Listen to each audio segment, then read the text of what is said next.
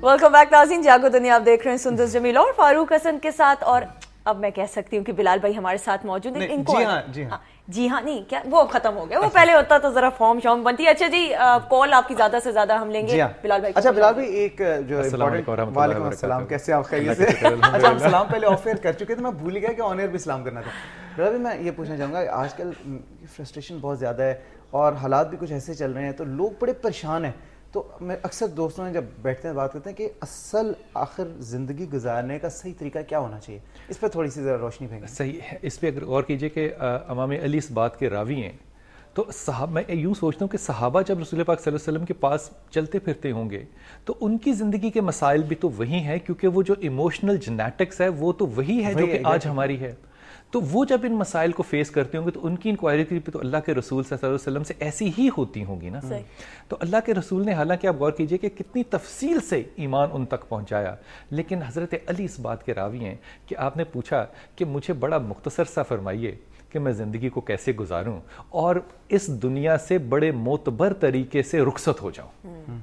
तो आपने 4 चीज़ें बताई जो ज़िंदगी में गुजारने के लिए बड़ी अहम है। और मैं जब ये पढ़ी तो मैंने सोचा ये बड़ी आसान है, लेकिन 9 नवंबर को मैं एक सिद्दीकी साहब का कॉलम पढ़ा था तो मुझे अंदाज़ा हुआ कि ये चारों चीज़ों के अंदर किस कदर बड़ा फ़लसफ़ा है। आपने फरमाया पहली चीज़ जो है ज़िंदगी में गुजारने के लिए वो तकवा है। अब हज़रत अली ने अगला सवाल ये किया कि या रसूल अल्लाह आप मुझे बताइए कि मैं तकवा किसको समझूं, क्या करूं तो वो तकवा होगा।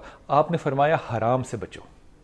अब आप देखिए कि जो हज़रत उमर और काब की मिसाल है तकवा की, उससे बिल्कुल मुख्तलिफ और जुदा गाना जवाब दिया कि सिर्फ हराम से बचो। अब मैं जब ये पढ़ रहा था तो मैंने सोचा कि ये हराम से बचना तो आसान काम है, ठीक है, लेकिन गौर कीजिए ज़रा कि मैं अगर इजाज़त दे तो इकबाल की मिसाल दूं। इकबाल के वालिद साहब दरवेश आदमी थे, शेख नूर। उनकी जगह मुलाजमत इस जगह थी जहाँ कि उनकी बीवी को ये ख्याल आया कि कहीं ऐसा ना हो कि मेरे शौहर के रिज्क में शायद कोई मिलावट हो जाए। शक आया उस दरवेश आदमी पे, और उस दरवेश आदमी की आपको एक छोटी सी मिसाल दूं कि जिस कमरे में वो बैठा करते थे, तलावत करते थे, लोग गली में रुकते थे उनकी तलावत को सुन के। उन्होंने इकबाल को अपना दूध नहीं दिया, उन्होंने अपनी चीजें बेची, एक बकरी खरीदी और चारे का इंतजाम किया। उन्हें ना कहीं ऐसा ना हो कि मेरा बेटा उस रिज्क पे चला जाए जो रिज्क मैं खा रही हूं और मुझे शक है उस पे, सिर्फ शक की गुंजाइश पे।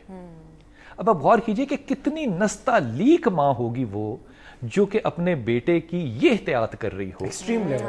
अब गौर कीजिए, और इस जिसको देखिए फारूक, हम जिसको आज एक्सट्रीम कह रहे हैं इसी रवैये ने इकबाल पैदा किया।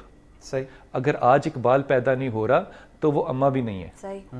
अब शेख नूर, ये इकबाल छोटी उम्र में थे तो एक दरवाजे पे फ़कीर आया, तो उस फ़कीर ने मांगा कुछ, तो इकबाल छोटे थे, इकबाल ने उनको ज़रा थोड़ा सा हिलाया तो उनके जो करियाना था वो गिर गया।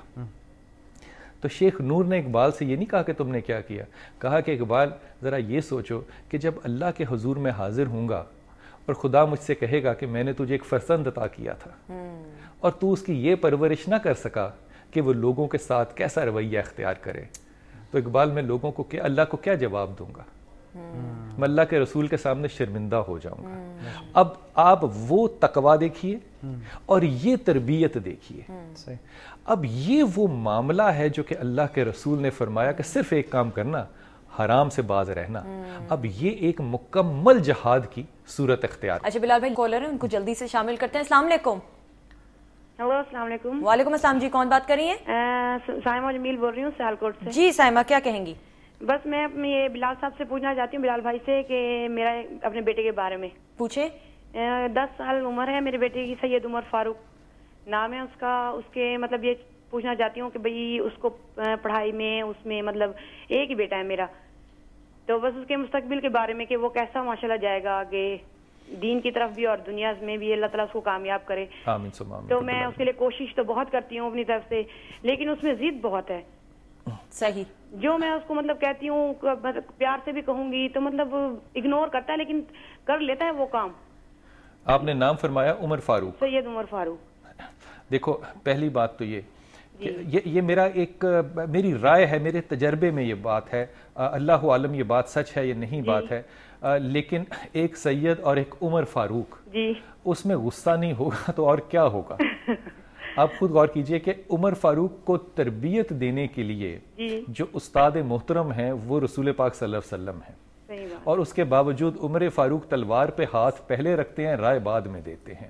لیکن غور کیجئے گا ذرا اس بات پہ کہ اس نام کو ہینڈل کرنے کے لیے آپ انسٹرکشن نہیں دے سکتے, آپ کو اس نام کو ہینڈل کرنے کے لیے آئیکونک فگر چاہیے ہوتا ہے. یہ اپنا آئیکن دیکھے گا, اس تربیت کو فالو کرے گا. اگر آپ اس کو رائے دیتے رہیں گے اور انسٹرکشنز دیتے رہیں گے تو یہ ایگریشن کبھی بھی اس میں سے نہیں نکلے گا. تیسری بات یہ کہ اپنے ٹیمپرامنٹ کو بیلنس کرو, بجائے اس کے کہ بیٹے کی طرف توجہ کرو. بیٹا اللہ سے اپنا نصیب لے کر آیا ہے, اللہ سے دعا کرو کہ اللہ اس کی دنیا اور دین دونوں میں اس کو کامیابی نصیب کرے. آپ لا حول ولا قوت الا باللہ, یا سلام یا مومن یا اللہ, اور تیسرا ذکر کیا کرو یا رحمان یا رحیم یا کریم کا. اللہ آسانی فرمایا. Thank you Saima so much for your call. Bilal بھائی آپ کا بھی بہت بہت شکریہ. منڈے کو آپ سے ملاقات ہوگی. اب آپ بتائیے کہ کون سے گیسٹ. ہاں جی, اب ہم بریک لیں گے, اور بریک کے بعد ہمارے ساتھ موجود ہوں گے محمد عامر. اسٹے ٹیون ٹو جاگو دنیا.